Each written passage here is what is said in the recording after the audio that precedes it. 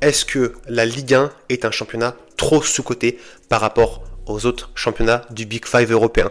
C'est une question que je me pose depuis maintenant un paquet d'années et cette saison, elle me confirme dans mon choix et dans mon avis. On va en parler ensemble. On entend très souvent que le championnat de Ligue 1 est une Farmers League, une ligue simplement des talents pour mettre en avant des jeunes joueurs.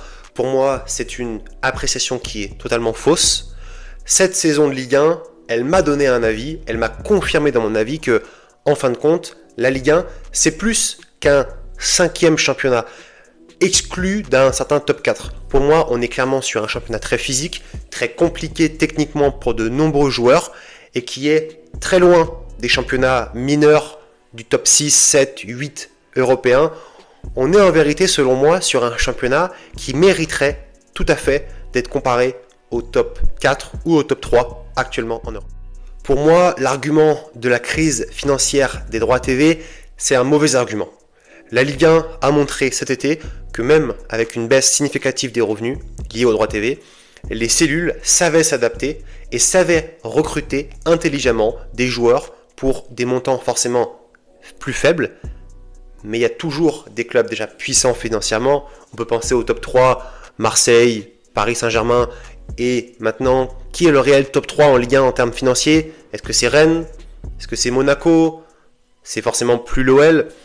Mais il y a toujours des clubs, notamment également Strasbourg, qui sont entourés par un organisme financier très important derrière. On parle notamment de Chelsea, donc d'un club très puissant à l'échelle mondiale, qui entoure Strasbourg.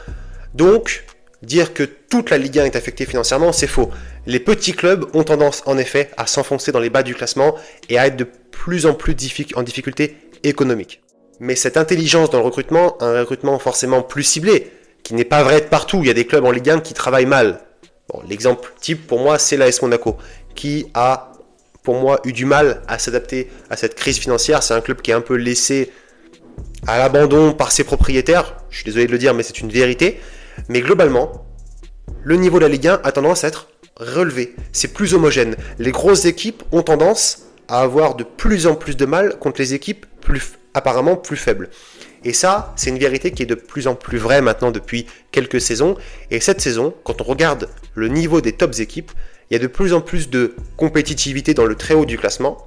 Pas encore vraiment une course au titre affolante, même si on voit que Lens cette saison est à ex-aequo avec le Paris Saint-Germain. Et je pense que cette difficulté financière que représentent les droits TV, ça peut aider, d'une certaine manière, à avoir du positif dans l'intelligence de recrutement, cibler mieux ses profils, anticiper mieux